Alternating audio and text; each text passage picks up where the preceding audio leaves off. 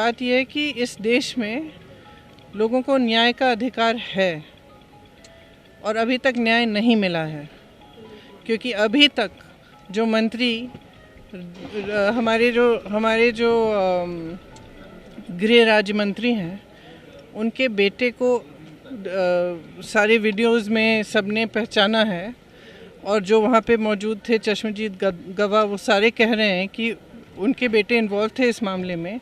तो मैं जानना चाहती हूँ कि न्याय कैसे मिलेगा अगर वो मंत्री रहेंगे, उनके अंडर आता है ना ये सब। किसानों से तो जब तक वो रहेंगे, जब तक वो बर्खास्त नहीं होंगे, तो कौन एक निष्पक्ष जांच करेगा, बताइए। हम बराबर सवाल उठा रहे हैं कि हमको तो गिरफ्तार किए, हमारा कसूर क्या था, हम तो गए थे सांत्वना देने जी, लेकिन जो लोग दोषी थे अभी वो लोग किसी को नहीं पकड़ा गया। तो आप बताइए, क्या ये है हमारी देश की परंपरा? क्या इसको कहते हैं न्याय?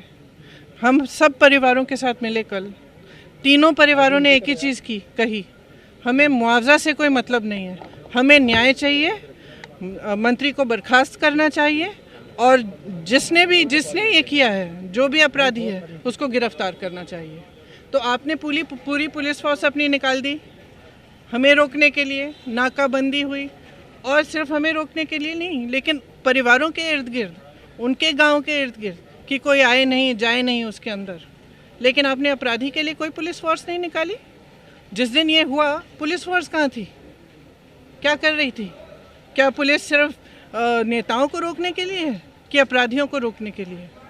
और मुझे बगैर FIR गिरफ्तार किया, कोई कागज़ नहीं दिखाया, कल तक भी कोई कागज़ नहीं दिखाया, कोई मैजिस्ट्रेट के सामने पेश नहीं किया, जितने भी नियम हैं सारों का उल्लंघन किया मुझे गिरफ्तार करने के लिए, और इनके लिए बस FIR काफ़ी। और इन्होंने अपनी गाड़ी के नीचे 6 लोगों को कुचला है। ये एक लोकतंत्र है, यहाँ न्याय आपका अधिकार है, और इसके लिए मैं लड़ूंगी जब तक ये मंत्री बर्खास्त नहीं होगा, जब तक ये लड़का गिरफ्तार नहीं होगा, तब तक मैं बिल्कुल अडिग रहूंगी, क्योंकि मैंने उन परिवारों से वचन दिया है। तब तक आप यूपी में रहकर ही संघर्ष करेंगे? बिल्कुल। किसानों से कल आपने मुलाकात की, उनका क्या कहना था इस? अभी मैंने कहा कि क्या कहना था उनको। मैम चाहे किसी भी घर में, चाहे उनकी बहन है, जो 2 लड़कों से एक लड़का था, उसकी बहन थी, चाहे उसकी माँ थी, उसके पिता थे, एक थोड़े से बुजुर्ग थे, उनकी बीवी, उनके बच्चे, कश्यप जी के पिताजी, सब ने यही कहा।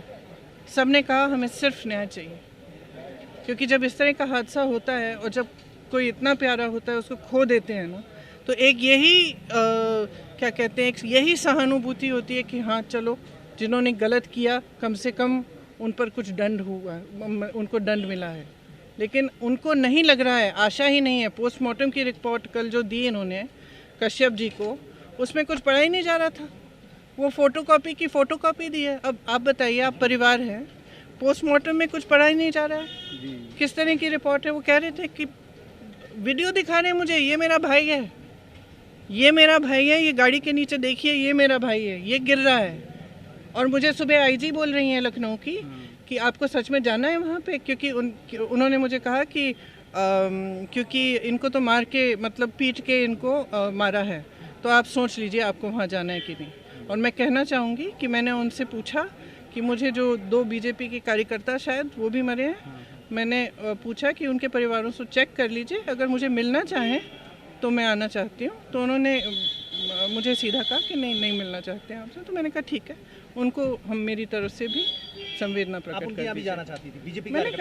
मैंने बोला, IG साहब को बोला, और मैंने कहा ठीक है, फिर अगर नहीं मिलना चाहते कोई बात नहीं, उनको भी मेरी तरफ से संवेदना प्रकट कर दी। जांच तमाम बैठाई गई है या CBI ने कई मामलों की, मैम कुछ निकल के आता नहीं, क्या कहेंगे फिर इस जांच का क्या मतलब है? जो तमाम, देखिए अभी हाईकोर्ट की रिटायर्ड जज की अध्यक्षता अभी ये भी एक उसी में लंबे मेरे नज़रिए में और परिवारों के नज़रिए में भी रिटायर्ड जज नहीं, एक सिटिंग जज सुप्रीम कोर्ट या हाई कोर्ट के, इनके अंडर जांच होनी चाहिए। सबसे पहली बात ये। दूसरा, मैं जांच पे टिप्पणी नहीं करना चाहती क्योंकि जांच शुरू ही नहीं हुई है, लेकिन मैं इतना कह सकती हूँ कि अगर जांच निष्पक्ष होनी है तो उस मंत्री को इस्तीफा देना पड़ेगा, क्योंकि जब वो गृह मंत्री हैं तो उन्हीं के तो अंडर आता है ये सब। तो अगर वो, जैसे वो कह रहे हैं कि उनका बेटा निर्दोष है, वो वहाँ था ही नहीं, ठीक है, तो एक नैतिक आधार पे अपना इस्तीफा दीजिए, जांच को होने दीजिए। जांच की जब रिजल्ट आएगा, अगर आपके बेटे अपराधी नहीं हैं और आपके बेटे ने नहीं किया तो फिर से मंत्री बन जाइए।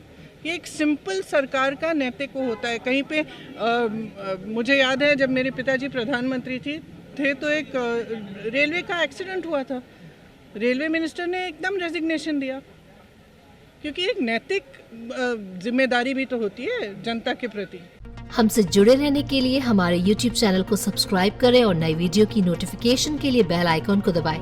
अगर आप ये वीडियो Facebook पर देख रहे हैं तो लाइक जरूर करें और ज्यादा से ज्यादा शेयर करें। धन्यवाद।